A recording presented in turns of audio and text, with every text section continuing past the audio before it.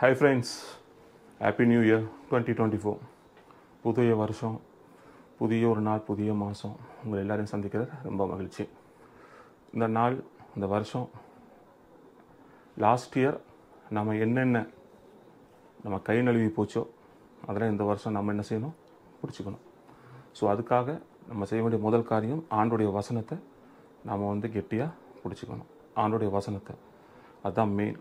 ஆண்டுடைய வசனம் நம்ம கூட இருந்தால் தான் இந்த வருஷம் நம்ம என்ன நினைக்கிறோமோ அது நடக்கும். இன்றைக்கி சர்ச்சுக்கு போய்ட்டு இப்போ தான் வந்தோம். நாங்கள் வந்தோடனே உங்களுக்கு ஒரு ஸ்மால் டைனி மெசேஜ் கொடுக்கணும்னு ஆசைப்பட்டேன். அதனால தான். ஸோ இந்த நாள், இந்த வருஷம் நம்ம எல்லாருக்குமே ஒரு அற்புதமான ஒரு வருஷமாக இருக்க போகுது. ஸோ எல்லாருமே இப்போ சர்ச்சுக்கு போயிட்டு வந்திருப்பீங்க. இந்த நேரத்தில் சர்ச்சில் நம்ம என்ன ஜெபம் பண்ணணுமோ அங்கே நின்றுட்டு வேடிக்கை கூட பார்த்துருப்போம். டெஃபினட்டாக நானாக வேடிக்கை தான் பார்த்தேன். வேடிக்கை பார்த்துருப்போம். ஜெபம் பண்ணுறதுக்கு நமக்கு டைம் கிடைக்காது. ஸோ இன்றைக்கி படுக்கிறதுக்கு முன்னாடி, இப்போ சர்ச்சுக்கு போயிட்டு வந்திருப்போம், படுக்கிறதுக்கு முன்னாடி இல்லை இன்றைக்கி நாள் முடிகிறதுக்கு முன்னாடி நாம் நம்மளை ஒப்பு கொடுக்கணும். யார்கிட்ட? நம்மளை படைத்த சர்வ வல்லமை படைத்த அன்பு தெய்வத்துக்கிட்ட நம்மளை ஒப்பு கொடுக்கணும். ஒப்பு கொடுத்து இந்த வருஷம் நம்மளுக்கு எல்லா விதமான நற்காரியங்களும் கைகூடணுங்கிறதுக்காக நம்ம ஜெபிச்சுட்டு தான் படுக்கணும். ஜெபிக்கும்போது வேதத்திலேருந்து வசனத்தை எடுத்துக்கணும். வசனத்தை எடுத்து அந்த வசனத்தோடு நம்ம இணைச்சி ஜெபம் பண்ணணும். அப்போ தான் அந்த ஜெபம் கேட்கப்படும். அப்படி கேட்கும்போது ஒரு நல்ல பாட்டுகள், நம்ம ஆண்டவரை ஆராதிக்கக்கூடிய நல்ல அருமையான பாட்டுகள் எவ்வளோ இருக்குது. அந்த பாட்டுகளை நீங்கள் ஒரு பாட்டு 2 பாட்டு பாடி ஆண்டவருக்கு ஒப்பு கொடுத்து இந்த நாளையும் இந்த வருஷத்தையும் நம்ம ஆண்டவருடைய கிருபையோடு ஆரம்பிக்க நம்ம ஒப்பு கொடுக்கணும். முதலாவது. 2வது, நம்மளுக்கு கிடைக்கும் இந்த நாள், நம்ம ஜெபிக்கிறது இந்த வருஷம் நம்ம பெற்றுக்கொள்வோம் என்ற அந்த நம்பிக்கை நமக்கு இருக்கணும். அந்த நம்பிக்கை இல்லைன்னு வச்சுக்கோங்களேன், ஒரு துளி கூட எதுவும் நடக்காது. ஒரு அவிசுவாசமான எந்த ஒரு தாட்ஸும் நம்ம மைண்டுக்குள்ளே வரவே கூடாது. வராமல் இருந்தால் மட்டும்தான் நாம் ஜெபிக்கிற ஜெபம் வெற்றி பெறும், கைகூடும். அது ஒரு காரியத்தை நம்ம செயல்படுத்த முடியும். ஸோ இப்போ நம்ம ஜனவரி ஜெபம் பண்ணுறோம், டிசம்பர் வரைக்கும் ஆயிடுச்சு, ஒன்றுமே கிடைக்கலையே ஆண்டவரே அப்படின்னு நம்ம சோர்வு பண்ணக்கூடாது, சோர்வு அடைஞ்சிடக்கூடாது. கடைசி நேரத்தில் தேவன் சர்வ வல்லமையும் படைத்தவர், எல்லாவற்றையும் செய்ய அதிகாரம் உள்ளவர். அதனால் நம்ம கடைசி நேரத்தில் கூட இந்த வருஷம் முடிகிற கட்டத்தில் அந்த ஒரு 2 நாள் 3 நாள் கூட பயங்கர அற்புதம் நடக்கும். நம்ம ஜெபம் கேட்கப்படும். அதுக்காக டிசம்பர் வரைக்கும் தான், இந்த வருஷம் டிசம்பர் வரைக்கும் பொறுக்கணும்னு நான் சொல்லலை. நம்ம விசுவாசத்தை கர்த்தர் சோதித்து பார்ப்பார். அதனால் நம்ம ஜெபம் பண்ணோன்னா நாளைக்கு கிடைக்கும், ஜனவரி கிடைக்கும், பிப்ரவரி கிடைக்கும் அப்படிலாம் நம்ம எதிர்பார்க்கக்கூடாது. ஆனால் நம்ம விண்ணப்பத்தை அவர்கிட்ட வச்சிட்டோம்னா நம்ம கவலைப்படவே தேவையில்லை. உங்களுக்கு போன வருஷம் வீடு வாங்கணும்னு ஆசை இருந்திருக்கும், கார், பைக், ஜாபில் நல்ல ஜாபுக்கு வரணும், நல்ல பிஸ்னஸ் டெவலப் ஆகணும், அதெல்லாம் நினச்சிருப்போம்.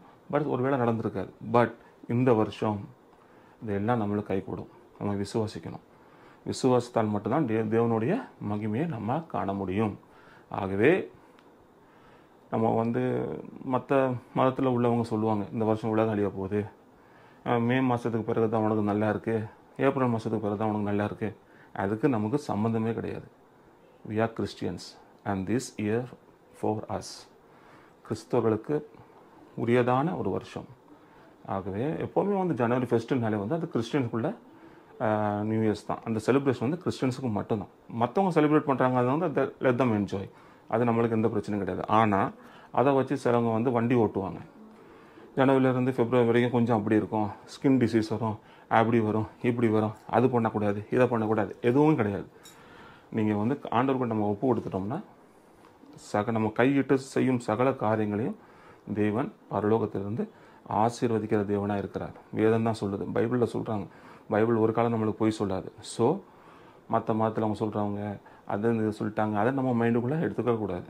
நம்ம ஆண்டவர், நம்மளை சிருஷ்டித்தவர், நம்மளுக்கு உயிர் மூச்சு கொடுத்தவர், நம்மளை உண்டாக்கியவர், நம்மளை இந்த உலகத்தில் சிருஷ்டித்தவர் என்ன சொல்கிறாருங்கிறத மட்டும்தான் நம்ம ஃபாலோ பண்ணணுமே ஒழிய மற்ற மதத்தில் இல்லாத ஒன்றெல்லாம் சொல்லும்போது நம்ம கேட்கணும்னு நமக்கு அவசியமே கிடையாது.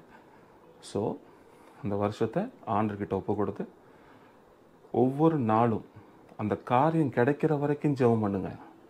உங்களுக்கு வேலை வேணுமா, உங்களுக்கு கல்யாணம் ஆகணுமா, போயிட்டு என்ன நம்பர் போட்டு ஜாதகம்லாம் பார்க்குறதெல்லாம் விட்டுட்டு ஜெபம் பண்ணுங்க.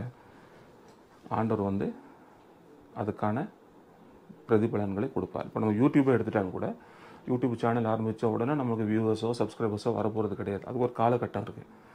3 மாதம் 6 மாதம் 8 மாதம் 1 வருஷம் அப்படின்னு சாதாரண மனுஷன் உருவாக்கின இந்த யூடியூபுக்கே எப்படின்னா, நம்ம ஆண்டவரால் உருவாக்கப்பட்டவர்கள். ஆண்டவர் நம்மளை லைட்டாக டெஸ்ட் பண்ணி பார்ப்பார். டெஸ்ட் பண்ணி மட்டும் தான் பார்ப்பார், இல்லையா? சோதனைக்கு உட்படுத்த மாட்டார். நம்மளை சோதனைக்கு உட்படுத்த உட்காந்து வேடிக்கை பார்க்குற தேவன் கிடையாது நம்ம தேவன். நமக்காக ரத்தம் சிந்தி சிலுவையில் மரணித்து உயிர்த்து இன்னைக்கு வரைக்கும் 2024 வரைக்கும் நம்ம கூட இருக்கிறவரை, இன்னும் கண்டினியூ அந்த உலகம் முடிகிற வரைக்கும் நம்ம கூட இருக்கிறவர். ஸோ எல்லாமே நம்ம ஆண்டுகிட்ட ஒப்பு கொடுத்து இந்த வருஷத்தை, அதனால் இந்த வருஷம் 2024 நம்ம சந்தோஷமாக செலிப்ரேட் பண்ணலாம்.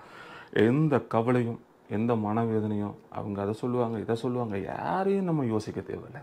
நம்ம தேவன் நம்மை காண்கிற தேவனாக இருக்கிறபடினால நம்ம சந்தோஷமாக இந்த 2024 செலிப்ரேட் பண்ணுவோம். Once again happy new year 2024. God bless. Get on my